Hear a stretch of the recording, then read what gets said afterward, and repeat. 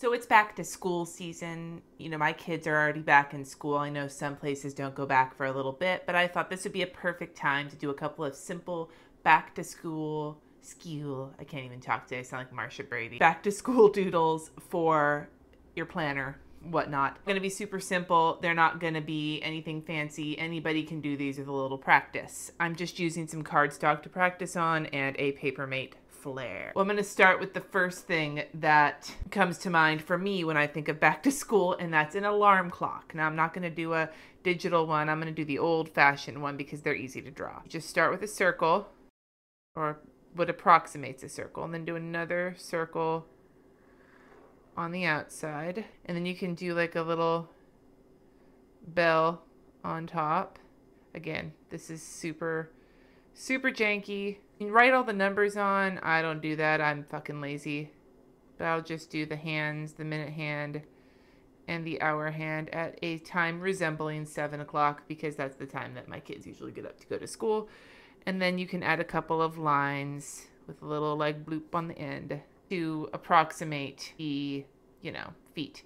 And then if you want to have it look like it's going off, you can add some like jagged lines, like ring, ring. That's my sound effect, because apparently that's what I do now. Another thing that I associate with school that's not necessarily a school supply is like that whole give your teacher an apple thing. Like, I don't know anybody who actually does that, but a lot of times you can use an apple as a symbol for going back to school. So you start like you're drawing a heart, except when you get to the bottom, add a couple little bumps. Draw another heart the other way, but leave a little bit of space. And I made these bumps way more bumpy. As a matter of fact, I'm going to start over again. Okay. Start like you're drawing a heart, then add a couple of bumps. Then go start again for the other side, but leave a little bit of space. And you can take that and turn it into a stem. And if you bring the stems down a little there and then go like make a little half circle, it gives it kind of a cool look. And then you can even add the little reflection. You can also add a little stem and then make it into a leaf if you want to get super jiggy with it. But that's the apple. I have a little bit of space left on my page, so I'm going to show you a basic pencil. Start like you're doing a triangle, but make it kind of narrow, but don't draw the bottom. Rather, kind of do like a little scallop situation on the bottom, okay? Draw your lines straight down, even if they start to spread. You all know how I like to spread. End it with a curve. Bring it down a little bit further. Do another curve. Bring it down a little bit further. End it like that. Now, you could just draw lines and have the curves like that, but if you do the separate like bits the way I just did, it adds a little kind of indentation, which makes it look like they're the separate things that they actually are. So for the metal part of the end of the pencil, I just do a couple little lines to show. And then you go to these scallops and just kind of draw some lines down. I don't even do it all the way down. You can. I just don't bother because I'm lazy. And then for the tip, the tip, just curve it and color it in, and you've got a pencil. I'm going to do a couple of different ways to draw books, since books also tend to be a back-to-school staple. Draw like a rectangle. This is super like doodly crappiness. Then you want to do like a little kind of crescent like that. Very, not super deep, a very like almost flat crescent. And then from the top of that crescent, draw down parallel to this edge of your book, but then stop a little bit up, about the same length of that crescent, and curve it down to be the spine of the book. Then, to do the other side of the book, you're going to want to draw a line out, but stop before you reach the edge. So it has a little back. And then usually what I'll do is I'll just do like a circle, kind of, like another crescent to represent the pages. Do another crescent here for the spine, and then just draw some lines to represent the pages. Then you can write like a title of the book, like, I don't know, all the stuff that you learn in school, all that shit. I'll just do that really quick. I find that a serif font, if you're going to put something on the title of your book, these little lines are called serifs. A font with serifs makes it look like it's typewriter font because Times New Roman has the serifs. You can also do like a stack of books, and you can do that a couple of different ways. One way to do a stack of books is to draw a crescent, draw your lines, draw the little circle again, kind of like you did at the top. Do it again above, but maybe off-center it a little bit. Draw your lines out. Do another, but again, not have it be lined up exactly the same. Right?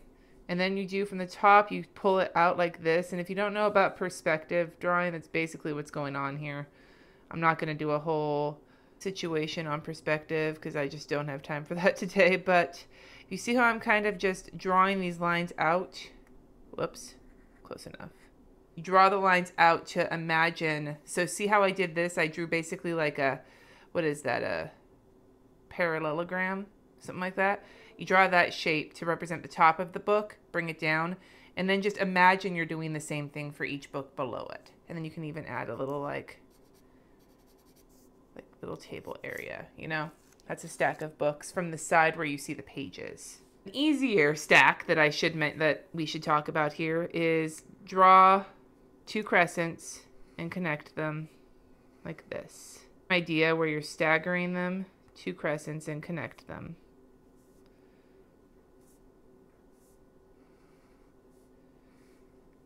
And do the same parallelogram like that, but you're drawing only the pages on the side. And then you can write the titles of your book. Moby Dick.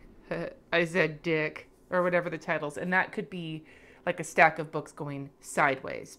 These look super sloppy, but notice they're just a bunch of lines. You're not necessarily drawing super realistic books. You're drawing the idea of books. Like this they don't really look like actual books, but if you look at them, you can tell that they're books, kind of. So that's really the idea with these. It's not trying to get a picture perfect book. You're just trying to draw something that'll trick someone into looking at it, to thinking, when they look at it, they think it's a book. Okay? So don't hate on yourself if you can't get this down. Just keep practicing. I know I'm not explaining them really well, but I'm not really good at doing this. I just sort of fake it. And on that note, the last thing I'm going to teach you is, and this is a joke, for those of you who get offended, this is a joke. We're going to draw a wine glass. You start with an oval, and you bring it down like this.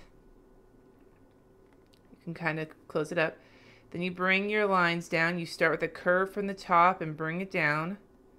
And you kind of curve it at the bottom. Then you draw another oval. And there's your wine glass. You can even repeat the same oval for the inside to draw the actual wine. Next to that, in whatever lettering you want, we'll start with cursive. And I'll thicken the downstroke a little bit. It's not perfect. Like I said, these are doodles. Doodles aren't ever perfect. That's why they're doodles. And then pick another font. I'm just gonna do something simple. Just do what you have. Do what you're good at. And what I'm good at is day drinking. Because this is the best part of back to school. Am I gonna make it? Am I gonna make it? Close enough. Time for day drinking.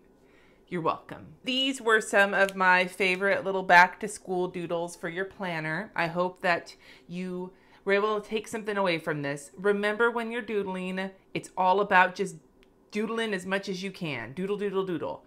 The more you do it, like lettering, the better you'll get at it. Thanks for watching. Subscribe if you haven't already, and I will catch you next time.